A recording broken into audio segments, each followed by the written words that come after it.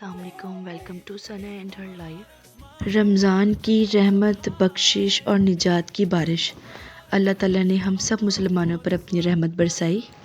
फिर इस मौसम का फ़ायदा उठाकर हम पहुंच गए शॉपिंग करने, क्योंकि लास्ट तक कुछ ना कुछ चीज़ें रह जाती है। फिर शॉपिंग के बाद फिर थोड़ा सा हम लोगों ने आइसक्रीम वगैरह खाया, बाहर लंच किया, फिर घर आके फिर मीठा बनाया, क्योंकि ये ईद के लिए बहुत ज़रूरी है।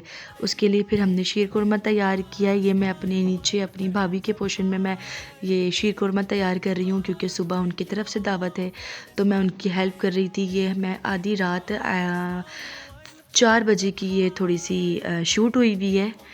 तो हम 4 बजे रात को मैं और मेरी जेठानी ये मीठा तैयार और हम खाना बना रहे थे, क्योंकि सुबह फ़र्स्ट टाइम नमाज के बाद सबको खाना और मीठा चाहिए होता है। इसके लिए हम पहले ही उनके नमाज के आने से पहले ही हम तैयार कर रहे थे। शुक्र अल्हम्दुलिल्लाह हमारा तैयार हो गया था। बस जब 1 से 2 हो तो फिर हर चीज़ मुमकिन हो जाती है। तो ये देखिए इतना प्यारा कलर आया था ये शीर कुरमा का, बहुत ज़बरदस्त, बहुत लजीज डिलीशियस बना था। फिर थोड़ा सा गार्निश कर दिया था नारियल और बादाम के साथ, तो ये और ज़्यादा टेस्टी हो गया था।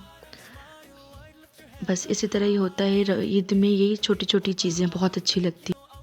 फिर हम सब एक दूसरे की सर्विस करने लग गए थे, क्योंकि खाने पकाने के साथ साथ ये सब चीज़ें भी बहुत ज़रूरी होती है।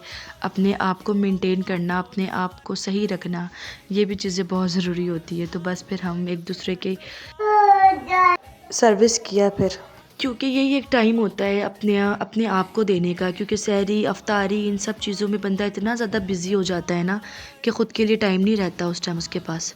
इसीलिए अपनी रिस्पॉन्सिबिलिटी के बाद अपने आप को टाइम देना बहुत ज़रूरी है। ईद में फिर सब काम के बाद ये काम भी बहुत ज़रूरी है, अपनी बेड को ठीक करना। उसके बाद फिर मैं रेडी हो गई थी ईद के लिए। फिर नीचे मैं सबके पास गई सबसे ईद मिलने के लिए। फिर मैं अपनी भाभी से, अपने घर वालों से, सबसे मैं ईद मिली। फिर हम लोग सबने मिल के खाना खाया। फिर मैं यहाँ पर मेरे मियाँ मुझे ईदी दे रहे थे, क्योंकि मियाँ की ईदी सबसे ज़्यादा ज़रूरी होती है।